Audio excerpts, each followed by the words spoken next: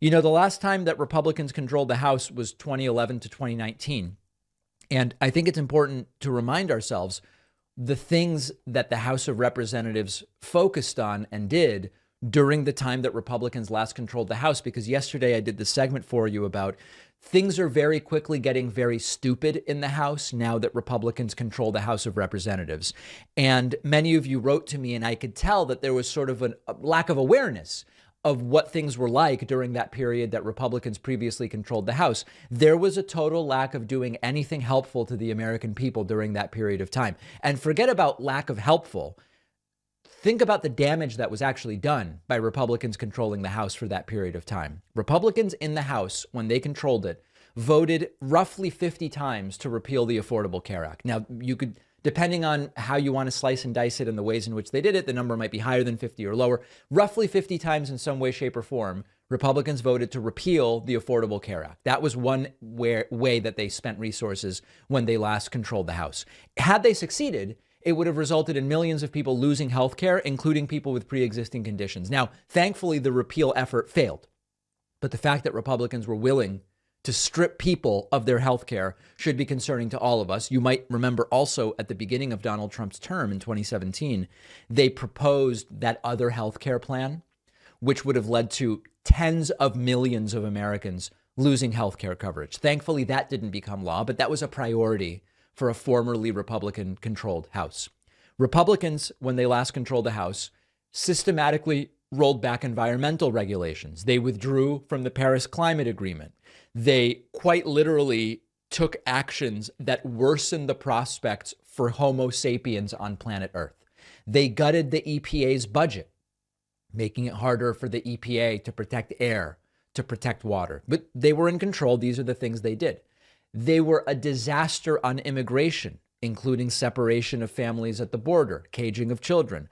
Although they could have moved forward on doing something more permanent with DACA, they didn't, even though they controlled the House and they could have taken some of the credit. And then, of course, on taxes, we can't forget the attempted tax bills Republicans tried to pass but failed to pass, and also what they did pass, including in 2017 under Donald Trump, exploding the deficit, large portion of the benefits going to the top 1%.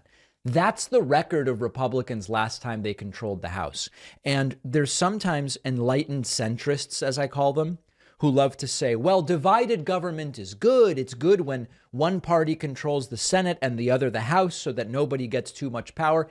It's meaningless pablum. It's just something people say to sound like they are thinking critically and moderate and whatever else. When Republicans get control of a legislative body, they do horrible things. Now, when Democrats have control, they often fail to accomplish things as well. But there's really no comparison here. And so when we think back to that period of time, it really serves as a disturbing preview of what we're up against over the next 2 years.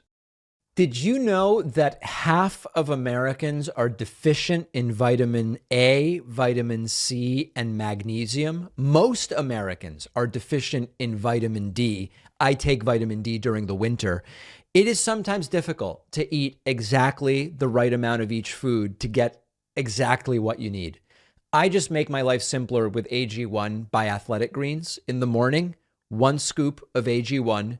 I get the entire day's worth of 75 high-quality vitamins, minerals, and whole food sourced ingredients. It's what I want. It's no more. It's no less. It's not making any outlandish claims. It's just an easy, sustainable routine. I've tried different ways of taking vitamins. AG1 is cheaper. It's quicker. It's tastier. I'm not fumbling around with different capsules. It tastes great to drink straight with water. Sometimes I'll put it in a smoothie or shake. It's simple. It's something easy you can do going into the new year, staying properly nourished. Athletic Greens is giving my audience a free year's supply of vitamin D. I take that every day in winter. Plus, you'll get 5 free travel packs of AG1. Go to athleticgreens.com/Pacman. The link is down below.